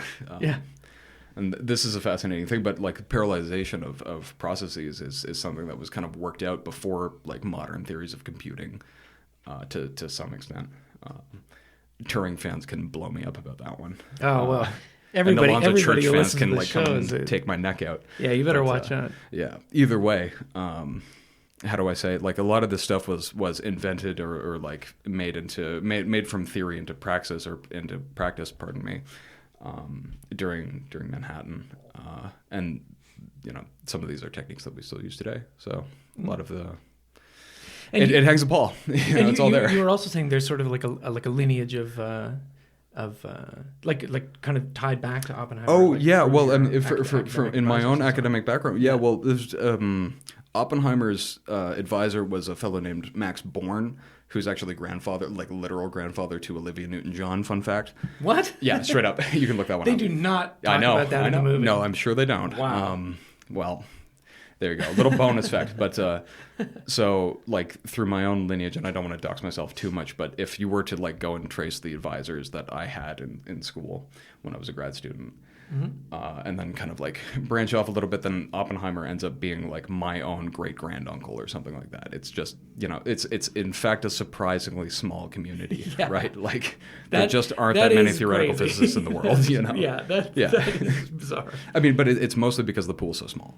That's it. Doxed. Yeah, well, there you go. Doxed. You've been thoroughly doxed. Yeah, sorry. Well, that's all fine and good, and but what if I told you, to entice you to see the film, that there is a sort of Avengers-like, Marvel Cinematic Universe-like cameo of physicists. Of physicists. Yeah, here and there. Great. One in particular, though. Well, we know Einstein's in the film. Yeah. There's a scene with Einstein and he's walking in the forest with the actor James Urbaniak. Shout out, friend of the pod, I'm sure. Is he the one who plays Kurt Gödel? Yeah. Yeah, sick. Okay, yeah. I was so surprised that he was like... one line. Yeah, I have no idea why he's in the movie other than the historical fact that Kurt Gödel and Einstein used to hang out. And the reason why they used to hang out is that Einstein liked the fact that Gödel was shorter than him. What? Yeah, Oh, yeah. that's Well, funny. because he I don't- had like 2 inches on him or something, and he's like, That's "Yeah, great." funny. Like he's the only guy I who's don't shorter know than if me that actually in all of translates on Princeton. the screen, I bet unfortunately, not, but- but that's too bad. Well, he's the one line. Spoilers. They're in. Sorry, spoilers. They're in the forest, and he's like they're on a walk, and he's talking about the trees. And I don't remember exactly what the specific line is, but he says something like, "Yeah, these structures are amazing" or whatever. I don't know. It's not really how he sounds. And then Einstein says to Oppenheimer like. Oh, Gödel's not doing super well. He's like he's refusing to starving eat. himself. And yeah. that, sorry, for I'm the misquoting him a listener little- here, yeah, like I'm misquoting Kurt him a little Gödel bit. starved himself because he was essentially a paranoiac. Yeah, he thought that people were trying to mentally poison ill. him. Yeah, It was No, deeply sad. He mentions that it's just sort of like a well, I don't know, maybe I need to see it again. We're gonna see it again on Tuesday. Tomorrow. Yeah, Good. 2 tabs minimum. Nice. Tabs. It's a minimum 2 tabs movie. Okay, so I don't want to convince you to try to see it. I mean, maybe I will. But I would need company, I think. I would probably need to go in the company of non-physicists, I think. Yeah, Probably like to go see this. dumbasses like us. Well, that's not what I'm saying, but... That's what I know. That's what I'm saying. It's okay for me to say it. I do think, well, like I had said before, I don't think that historical accuracy or depiction or, I don't think you're going to be won over by anything like that, or by any intelligent accurate representation of the physics in the film. But I think the history is also deeply concerned. I mean, like this, the physics is in fact aside. I've seen enough science movies to not give a shit about that. But like, what I'm mostly concerned about is like whether or not they nail like the actual kind of political circumstance of the people in the movie. I do think. Well, and that was the thing that surprised me the most is that I don't know as much as you about it, obviously, but the political circumstances I think were depicted in a way that I was very surprised by. Right. Particularly considering it's Nolan. Right. And I mean that's a hard sell though, because like on one hand it's like I would go like and I'm happy to be surprised by somebody's like more like kind of cogent understanding of the world than I ever thought that they would have. Right. But at the same time, when it comes to like the political circumstance of the film itself, it's like, is this nearly enough? Right. And I have a feeling that no matter how surprising it is for Nolan, he's coming from such a hole, for me at least, right, that no matter how high he climbs, it's not going to be enough for me to forgive him for this movie. That may be true. that may be how it turns out. But we'll see. I am really curious to see, if you do end up seeing it, I'm curious, we'd have to have you back to talk about how you felt about it. For a bonus? Yeah. Bonus. Oh, that'd be great. Okay, we'll have you back for a bonus. Sick. Specifically the, physicist reacts to Oppenheimer. Yeah, good. Let me just... Physicist destroys Oppenheimer for 45 minutes. That's the Ben Shapiro, destroys Barbie. Yeah. Well, you'll own the libs. Yeah. Physicist destroys. I've always wanted to own the libs. Oppenheimer. Yeah, good. Yeah. The movie is. Well, okay. I don't. We'll see tomorrow. You've spoken about it. I've spoken about it. I've talked about it now. Thank you for sharing that. That is, I think, out of all of the takes and discourse online and offline, I have not read or heard much talk from like an actual scientific perspective. So, and I know you haven't seen it. Well, I haven't seen it exactly. Yeah, but I do think that's really interesting. Yeah, and listeners, I hope you thought so too. And we hope you like, follow, subscribe, all that good stuff. Listen, recommend a friend, write a review, whatever you want to do. So thank you for coming on. You're welcome. It was a pleasure. Yeah. And we'll definitely, not to... I'm finding a way to force you to watch Oppenheimer because I want to talk to you about it. Right. And but if the carrot is that I get to come on the again, carrot then I think I have to... Yes. Yeah, I might have to do this. Yeah. Oh, you could come on again. You don't have to watch Oppenheimer. You scientists are so simple. You don't have to be... We're so easy to bait. You don't have to be bullied into watching Oppenheimer by the imitation game, the theory of everything. We see them, the gears are turning constantly. They're always, expanding the universe and this and that. You're so fucking simple, you dolt. It's so simple. Guilty as charged. Yeah. So we'll see you next week for Teenage Mutant Ninja Turtles Out of the Shadows. Ooh. Spooky. It's a haunted house movie. I can't wait. I am excited kind of to see what the supposedly better of the two of these is, like how much better it actually is. I know you're not doing a gonna very say good job. anything. You're not even reacting, so I like that. We'll have a good conversation Great. tomorrow, and then we'll see Oppenheimer. And then we're gonna see Oppenheimer. Yeah, two tabs, 2-tab minimum, a half cup of Molly, GHB halfway through. Oh, it's gonna be wet and wild, sloppy Toppenheimer, like Splinter, Jack Oppenheimer. It's gonna be good. Man. Oh yeah, it's gonna. Oh man. If there's one movie that can get you as wet as Splinter, it's Oppenheimer. Oh, go see A Fire. I know I already said that, but I saw it again. I saw it twice. I'm in the official A Fire, Christian Petzold's A Fire, Two-Timers Club. It's a rarefied club. I did, in fact. Not everybody can just jump in. Finish Clerks 3 for my second view. You're a sicko. Yeah. I can't believe you watched that again. Yeah. You're a sick man. It's worse than the first time. Yeah, of course it is. So wait, you started it after we recorded last. Yeah. Right? Yeah. And then you had to turn it off to go to bed. I turned it off. Just stopped watching it. I think. Yeah. Okay. But then, the morbid curiosity kicked in again, and I was like, "Oh, Did you tell Sam to watch it? Yeah. Did he watch it with you? Yeah. No. Oh, okay, because I saw you logged it on Letterboxd. Oh, did he? What did he give it? I don't know. I did like 2 or something. I'm not sure. That's funny. So he didn't like it, right? No. I mean, you can't like that movie. No. Has he seen 1 and 2? Yeah, he's a big fan. Right. Yeah. You cannot like Clerks 3. It's something. It's special. Yeah. It's unique. Watching those 3 movies. It's like watching someone with no means make really great artistic choices in the first one, and then he just makes like a very competent looking mainstream studio comedy in the second one, and the third one is just like, how is this the same person? I did like a little faux TIFF introduction when I put it on, and I was like, I was pretty drunk, but I was like, this is a man who has 30 years of filmmaking experience under his belt. I want you to think about that as you watch this movie. And I want you guys to think about that too when you guys watch Clerks 3. I'm speaking to listeners. I'm speaking to Ben for his second time. I'm speaking to Will for, I'm assuming, his first time. Don't watch it, Will. Don't watch it. I've seen the first 2. Okay, well then watch it. You have to.